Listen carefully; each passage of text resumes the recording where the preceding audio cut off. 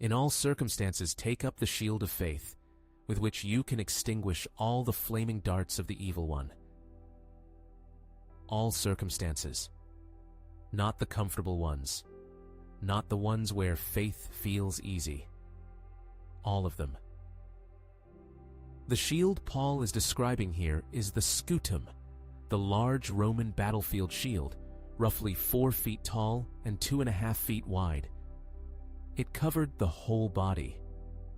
And before a battle, it was soaked in water, because the enemy's primary tactic was flaming arrows. Fire-tipped darts designed not just to wound, but to ignite, to set the soldier on fire and cause him to panic, break formation, and destroy his own unit. The water-soaked shield didn't deflect the arrow. It extinguished the fire on contact. Paul says faith is that shield. And the flaming darts, the fire-tipped arrows the enemy is firing at you right now, are not random. They are specifically designed to ignite panic, despair, offense, bitterness, and doubt. To start fires inside your soul that spread. The thought that God has abandoned you. The fear that your situation is permanent. The suspicion that the people closest to you can't be trusted. The creeping belief that you have made too many mistakes to recover. Every one of those is a flaming dart. And left unguarded, they don't just hurt you, they spread. This is why Paul says all circumstances. You don't hold up the shield only when you feel spiritually strong. You hold it up especially when you don't. Because the enemy doesn't increase his assault when you're strong.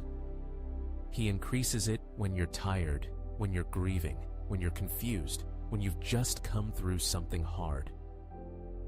The flaming darts are most concentrated when your defenses feel lowest.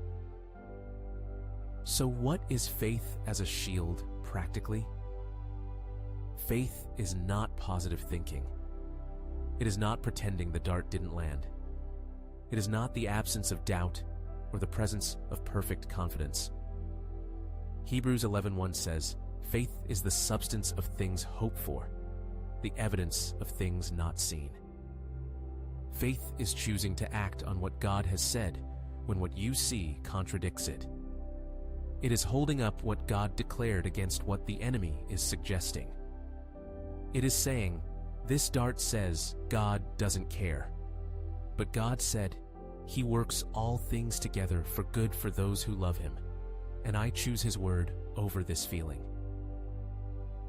And here is the thing about holding up that shield. It does not require that you feel strong.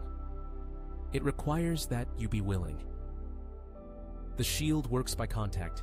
The dart hits the wet hide, and the fire dies. Your faith doesn't have to be impressive. It just has to be raised.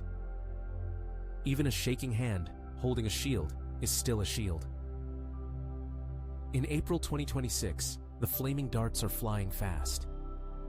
AI is changing every industry, and people don't know if their job exists in 5 years. Political division has made basic conversations feel like ambushes. The world feels less stable than it did 2 years ago. And if you don't raise the shield, the enemy will use every one of those legitimate anxieties to set something on fire inside you. Fear will become despair. Uncertainty will become paralysis. Frustration will become bitterness.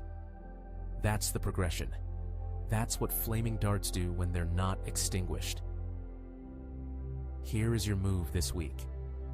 When a flaming dart lands, and you will know it by the way it starts to spread, name it, then counter it. Name the dart. I am afraid I am going to lose everything. I feel like God is not listening. I feel like this is never going to change. Then raise the shield. God has never abandoned His people. He hears every prayer.